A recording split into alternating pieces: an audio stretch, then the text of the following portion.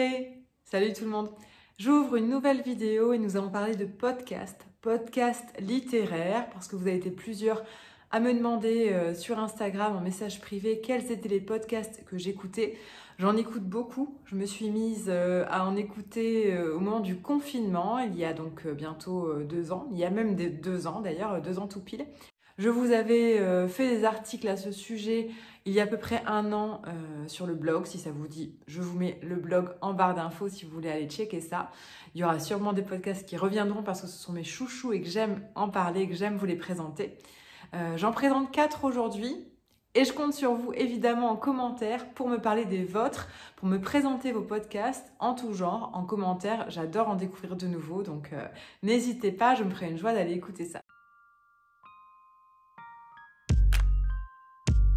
Le premier podcast que j'ai envie de vous présenter, ça s'appelle Pile le podcast. Pour trouver pile le bon livre au bon moment, c'est la formule de Claire Géano, la créatrice de ce podcast. Elle a lancé cet audio en 2018. Aujourd'hui, malheureusement, elle est partie sur d'autres projets. Elle a arrêté de tourner des épisodes, mais vous en avez de mémoire une bonne 50aine, si ce n'est plus, à écouter. Ça dure 5 minutes, 5-6 minutes. Chaque épisode sont donc très très courts et chaque épisode va présenter un livre différent. L'objectif, comme je vous le disais, c'est de présenter le livre pour le bon moment. Donc, si je vous donne quelques exemples, le livre à lire quand on est déprimé, le livre à lire quand on est confiné. Bon, évidemment, avec la période de Covid, ça correspondait bien. Le livre à lire quand on est à la montagne, le livre à lire quand on vient de se faire plaquer. Voilà, Claire a imaginé ce concept. Elle a trouvé le livre pour chaque événement, pour chaque moment de vie, éventuellement. Et elle en parle pendant 5 minutes, donc elle va résumer l'histoire, elle va dire ce qui lui a plu dans le livre, elle profite même de l'enregistrement pour lire un extrait. Et moi, ce que j'adore particulièrement sur Pile, c'est déjà le talent, la voix de Claire. Je trouve qu'elle a une élocution formidable et qui prête vraiment à la radio ou au podcast. Elle est douée pour ça. C'est vraiment ce qui m'a embarquée de suite.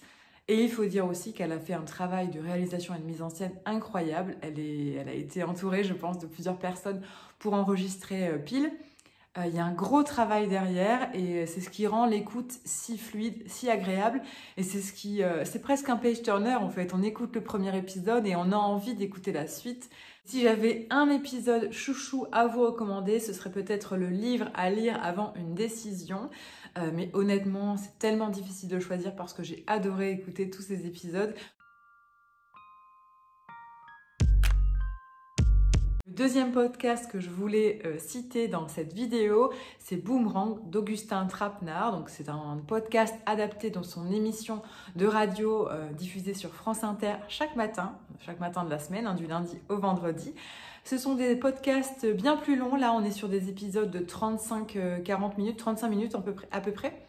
Le journaliste Augustin Trapenard n'interviewe pas seulement des écrivains. Ce n'est pas un podcast essentiellement livresque.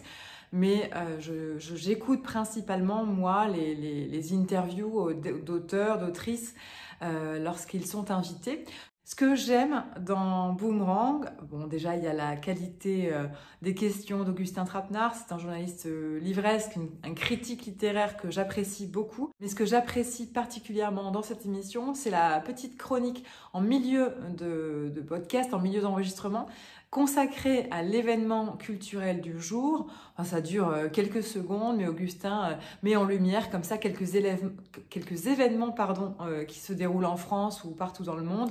Ça peut être l'anniversaire d'un chanteur, ça peut être la sortie d'un roman, ça peut être le retour d'un acteur au cinéma. Et puis, à la fin de son émission, l'invité est amené soit à chanter une chanson si c'est un chanteur. Si c'est un écrivain, bien souvent, il nous lit un texte et souvent, il s'agit d'un texte inédit qui a été rédigé pour l'émission à la demande d'Augustin Trapenard. Et moi, si j'ai un épisode à vous recommander, c'est l'épisode de David Fuenquinos, et notamment pour ce texte écrit donc, et lu en fin d'émission. Je m'en souviens encore, alors que c'était il y a déjà plusieurs semaines à l'occasion de la sortie de numéro 2, son dernier roman. C'est un épisode que j'ai trouvé très, très intéressant. Je trouve David Fuenquinos, bon, vous le savez, c'est un auteur que j'aime, qui fait partie de mon top 10, on va dire, en France. Mais j'ai trouvé cette interview fraîche comparée à d'autres. On l'a beaucoup vu sur des plateaux de télé et voilà, il y avait une note différente. Donc je vous recommande cet épisode et ce podcast évidemment.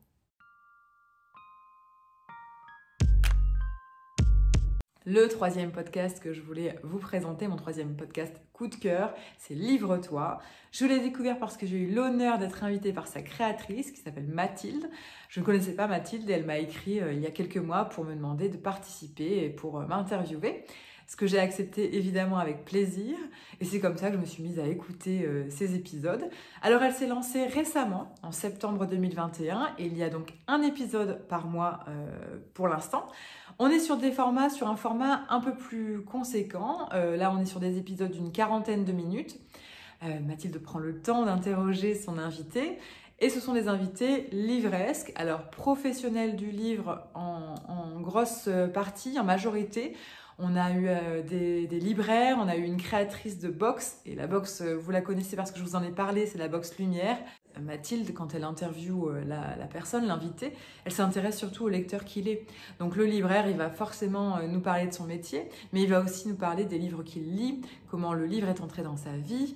Je pense à Jeanne, quand elle nous parle de sa box Lumière, elle parle aussi de son projet en amont, de ce qui a fait qu'elle aime les livres aujourd'hui.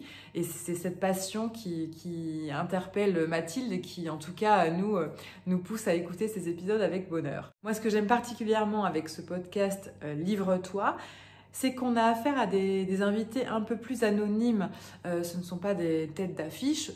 J'ai parlé de David Fuenquinos tout à l'heure. Là, on est sur des professionnels qui sont un peu moins connus du grand public. Mais on découvre justement des personnalités fortes et qui méritent d'être en lumière ce jour-là. Un épisode à vous recommander, c'est celui de Sylvie. Sylvie, c'est une énorme lectrice. Elle dévore les livres. Je la connais, je ne vais pas vous mentir. Sylvie est une abonnée et voilà, que j'ai eu la chance de rencontrer à un moment donné. Voilà, aujourd'hui, on se côtoie régulièrement. Mais son épisode était vraiment intéressant parce que même si je connais aujourd'hui la personne, j'ai encore appris des choses sur son profil de lectrice. Et c'est toujours sympa de comparer aussi les profils des différents lecteurs. Et moi, ça m'a beaucoup inspirée.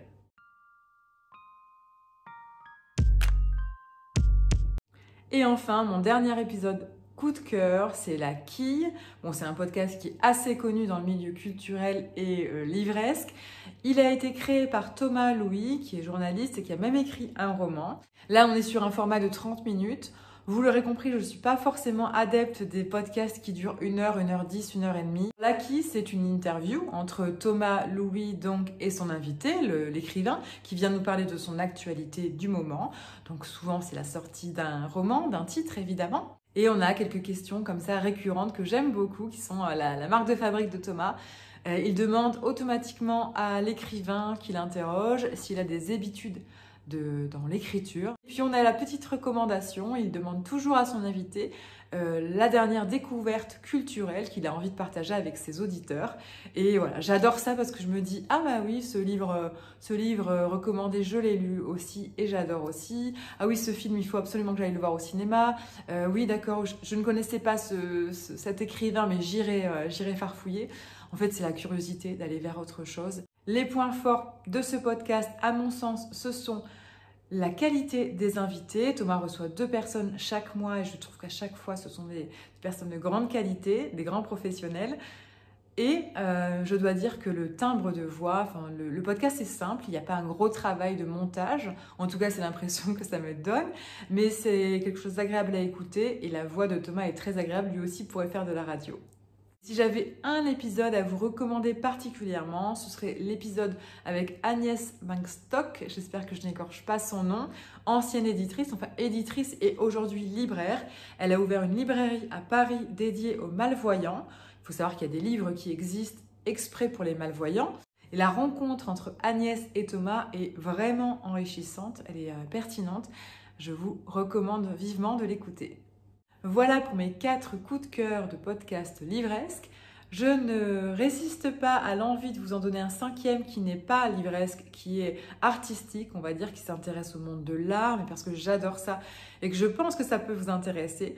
Je ne vais pas m'étaler sur le sujet, je ne vais pas le présenter davantage, mais voilà, ça s'appelle Le sens de la visite. C'est la fin de cette vidéo. Si vous êtes arrivé jusqu'ici, je vous en remercie.